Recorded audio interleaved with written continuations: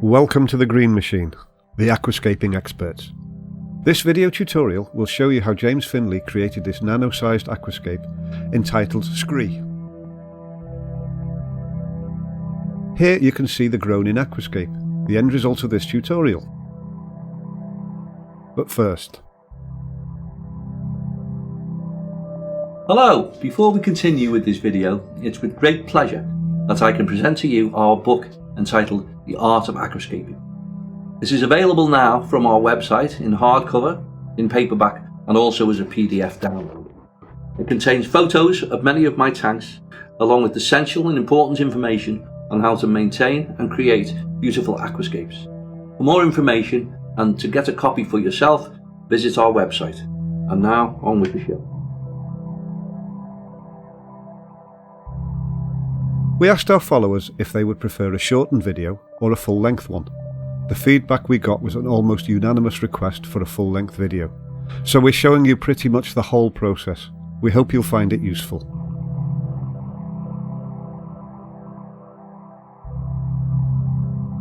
The empty tank is the starting point for any new aquatic creation. The ideal aquarium is one which the viewer doesn't notice, an invisible container for your aquascape. This is an open-top, rimless and braceless aquarium with a minimal aesthetic which has the practical advantage of allowing instant access for water changes, trimming and pruning of plants and other maintenance work. This aquarium uses low iron glass, which has a higher clarity and a slightly higher price than standard float glass. This means plant and fish colours will appear truer. This aquarium measures 45 by 24 by 16 centimetres. With a volume of 17.28 litres. Tanks of around this size and smaller are commonly referred to as nano tanks. They can make an excellent feature. The small size means they can find a place in almost any home.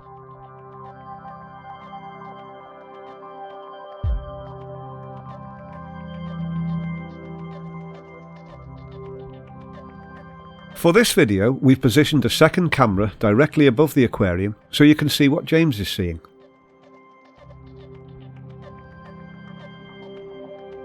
The first stage is to add the substrate layer. In order to grow plants, it is important to create the best environment possible for plant roots. Substrate additives are substances that aid plants in one way or another. They may be added under, within or on top of the base substrate layer. Usually they are spread evenly across the areas where plants will grow. Here you can see clearly that James is using several additives as the bottom layer of substrate.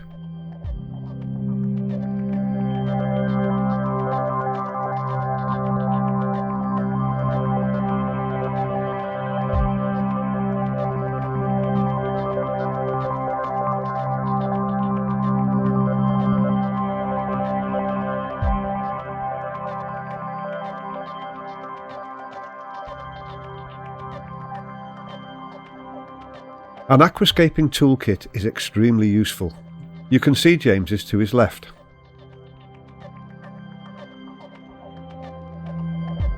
The first main layer is a base substrate layer of volcanic pumice, often called lava stone, which is very porous with a large surface area, perfect for the colonisation of beneficial bacteria.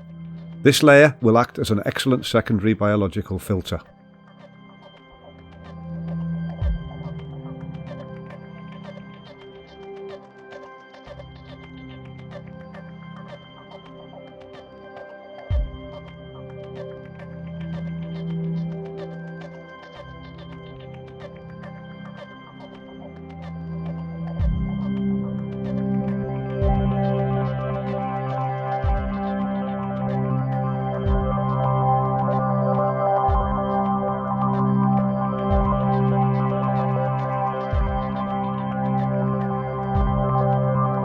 On top of this goes a finer primary plant substrate which is designed for optimal plant growth and makes it easier to anchor new plants into position.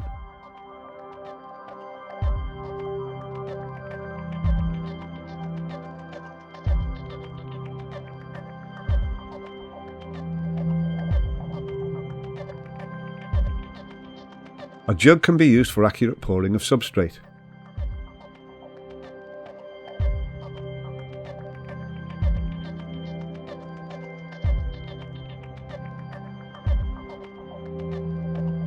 You'll see James regularly using a paintbrush to reposition and neaten the substrate as he proceeds.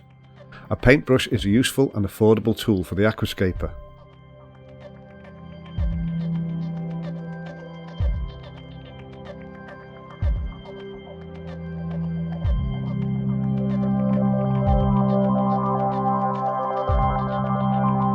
Here, the substrate is positioned to create a gradual slope from one corner diagonally down to the opposite corner.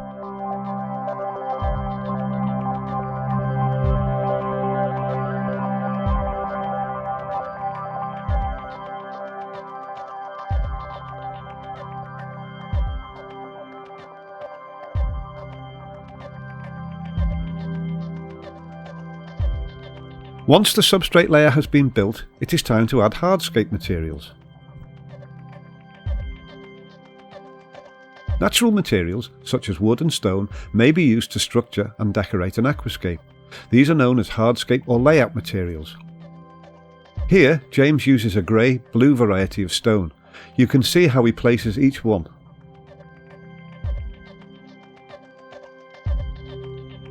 He named this aquascape Scree, which is defined as a mass of small loose stones that form or cover a slope on a mountain, and you can start to see why. When choosing rocks and stones for aquascaping, you should avoid calciferous varieties, which will increase water hardness or alkalinity. To test whether a rock is calciferous, you can put some vinegar on it. If it bubbles, it's calciferous. If it does not bubble, it is inert and safe to use in your aquascape.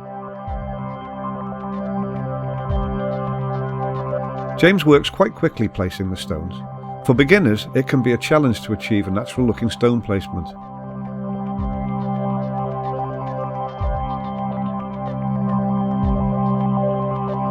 You can learn more about hardscaping in our book and by watching our other aquascaping videos.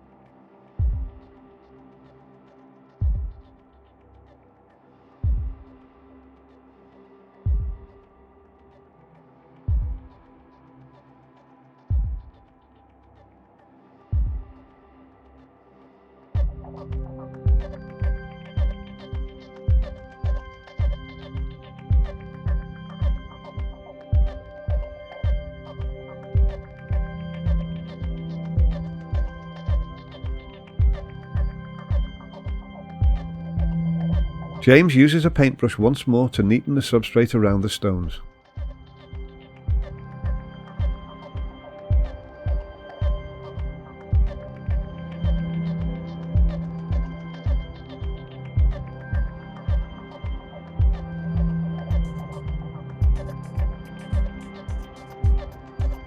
You can see that James has pre-selected a number of stones, laying them out on a white sheet so he can see them clearly.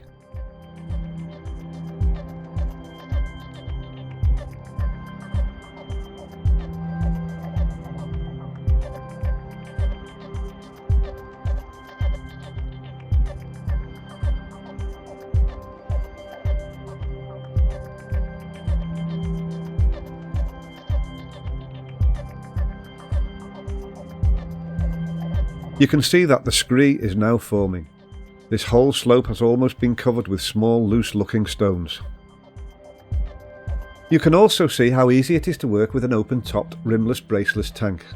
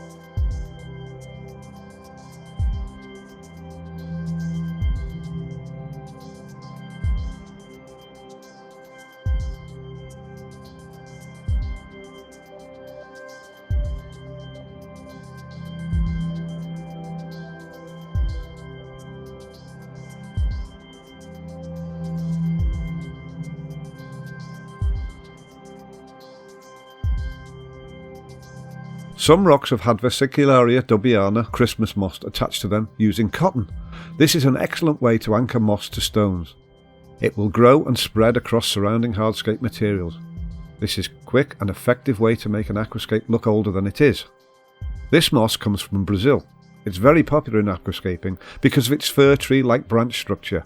It grows well on wood and stones and needs pruning to keep a desired shape. These moss stones are placed in and around the other stones. With the addition of this green colour, the layout starts to look alive.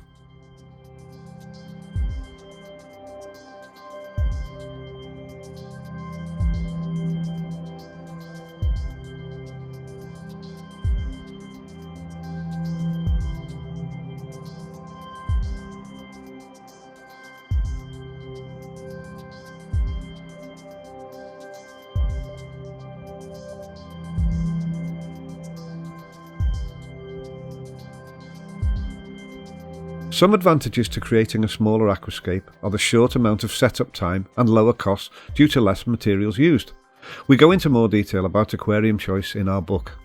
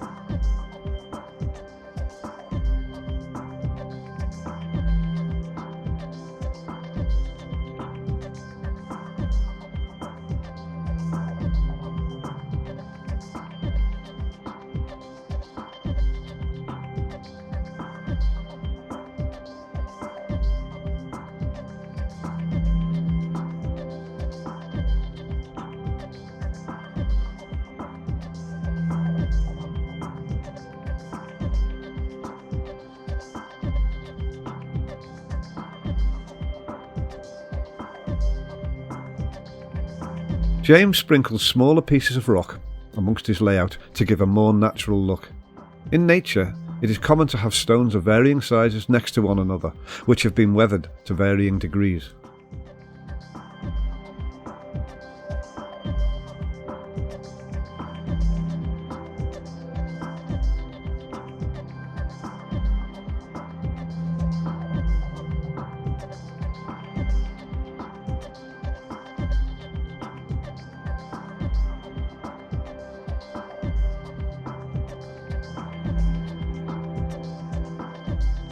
Checking your layout from all angles is essential.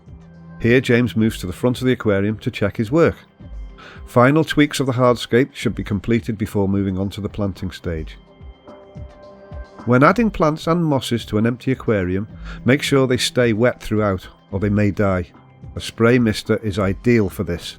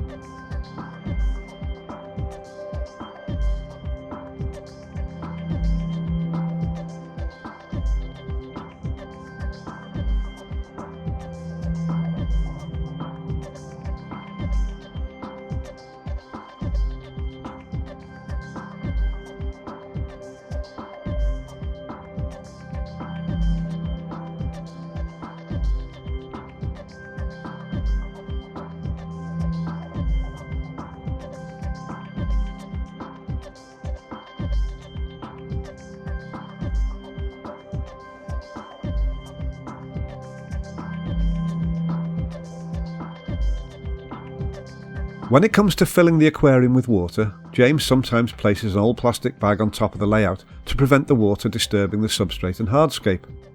You should always be careful when filling your aquarium. It doesn't feel good to watch your newly created layout being destroyed by flowing water. Patience is a must. We'll speed up the video now, as it's not the most interesting part.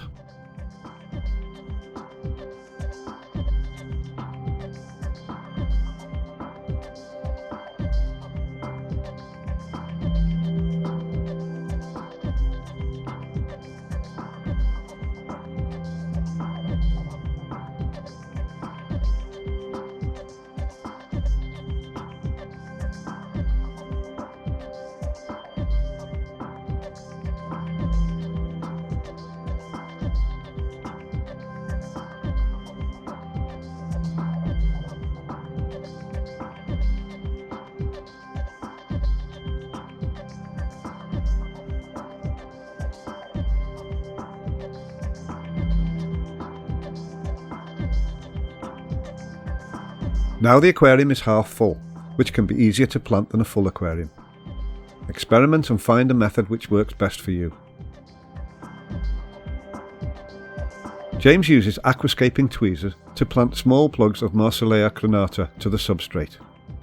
This plant is a small fern which features tiny leaves that are usually less than half a centimetre in diameter.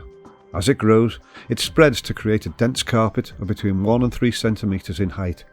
It can often be found in rice fields in Asia. When planting small plant portions, the task is made much easier when using fine substrate grain sizes. This is because the smaller grain size allows the small roots of the plantlets to grip the substrate better. This improves plant growth, reducing the risk of plantlets coming loose and floating to the top of the aquarium when the water is added, which can be incredibly frustrating. Plants should be prepared before working, split into the sizes required and any excess mineral wool removed. Mineral wool is a material commonly used to grow small plants before they are sold. But not all plants will use mineral wool when you buy them. The plants should be then laid out on a flat surface or board, which should be placed nearby or held in one hand while planting with the other, just as an artist would work with his easel. The plants should be kept misted with a fine water spray at intervals to retain their moisture. When using good quality substrate and after planting, lighting should be kept to about 6 hours for several weeks, and no dosing with liquid fertiliser should be carried out for 3 to 4 weeks, or until the plants show signs that they are in need of fertilisation. However, there are specialty fertilisers which can be used early, providing a source of readily available potassium and rooting hormones, which may be dosed daily from day 1. For up-to-date fertilisation advice, visit our website.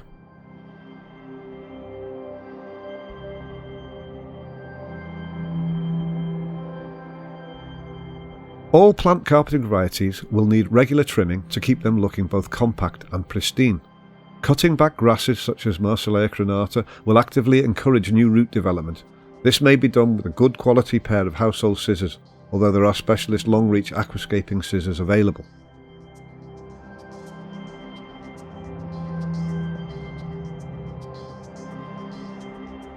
For the aquascaper, plants equate to the artist's box of paints, and each plant can be considered as a different colour or shade within the box. The best way to learn about planting schemes is simply to practice with as many species as you can. This hands-on experience is the only real way for you to get a personal feel for each species' growth patterns. Over time, with practice, you will be able to select species for a particular layout quickly. Our advice is to plant as heavily as you can afford from day one. This gives the aquarium the best start possible. It also means your aquarium will look mature more quickly. You can see how James is placing the small plugs at regular spaces throughout the areas where he wants them to grow. With good maintenance, these will soon grow into a unified, carpet-like covering. The carpet effect is popular in aquascaping. They are similar to grass lawns in gardens. One tip to create a successful aquatic carpet is to use a light source which is powerful enough to penetrate to the bottom of the tank and provide enough light for the carpet. This way the plants will stay compact without the need to stretch up for more light. We'll speed the video up a bit for the rest of the planting section. As we said earlier, we're showing you every plant being added, as has been requested by many of our viewers. We hope that some of you find it useful to see the whole process, as this shows exactly how much work went into the setup of this layout.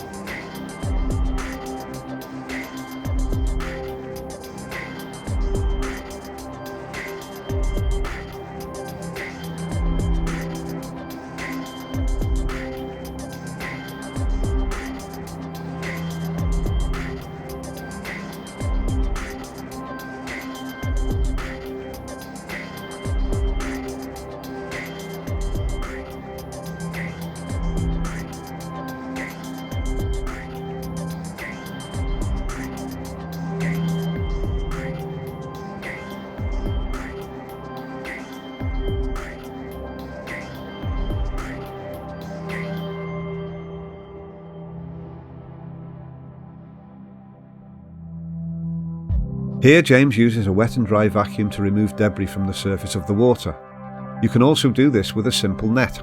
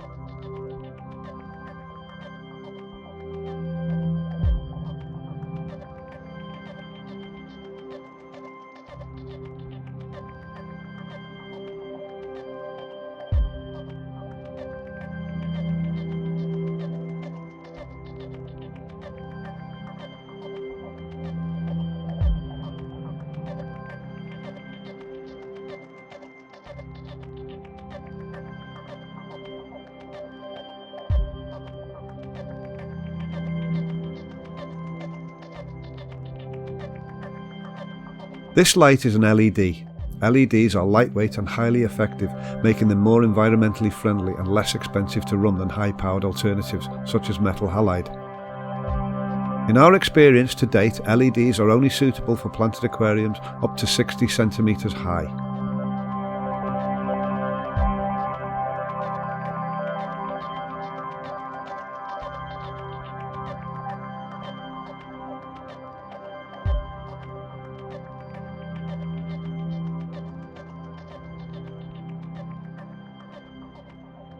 Now that the aquascape has grown in, the plants are a lush green colour. The result is vibrancy and life. Eleocalancinarum can be seen with its spiky looking leaves. This plant was planned for the initial planting but wasn't received on time, so it was added shortly after the filming. This plant is easy to flower, which results in long tall stems that shoot upwards. Sadly, it was not flowering at the time of filming this video. Here you can see the aquascape with all the equipment operating. On the left side you can see a CO2 diffuser, which is being fed by a pressurised CO2 bottle, which is out of sight behind the aquarium. The CO2 diffuser increases the surface area of CO2 by separating it into smaller bubbles. These bubbles flow through the water and some CO2 enters the water where it can then be used by the plants. When CO2 is injected into an aquarium, it forms carbonic acid, acidifying the water and lowering the pH. Measuring the actual acidity of the water gives an indication of the levels of diffused CO2, the ideal level being about 30 ppm, or parts per million, in a heavily planted tank. On the right side there is a CO2 drop checker. The gas present in the water reacts with the drop checker content, resulting in a change in colour. When blue, the water is too alkaline and not enough CO2 is present.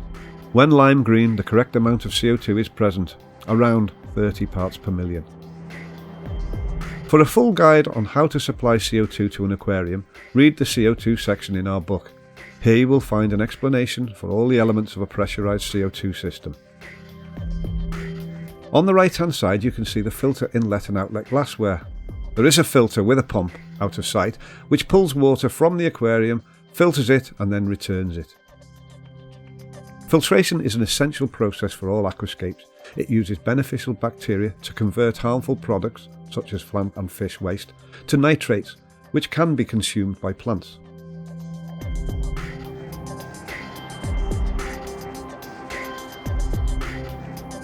For aesthetic purposes, a mirror has been fitted to the light, which allows us to see into the top of the aquarium when viewing it from the front.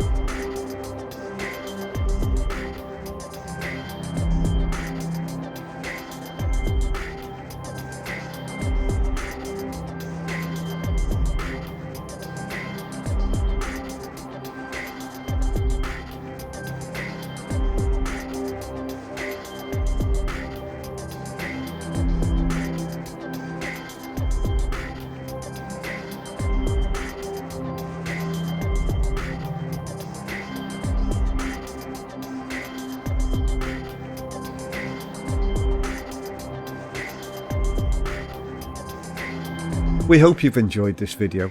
If you'd like to watch similar videos, visit our website and YouTube channel.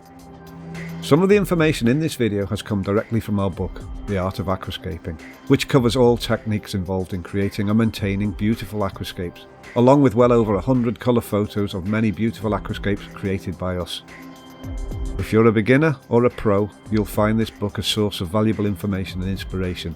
This is the perfect handbook for you to create your own beautiful planted tanks of any size.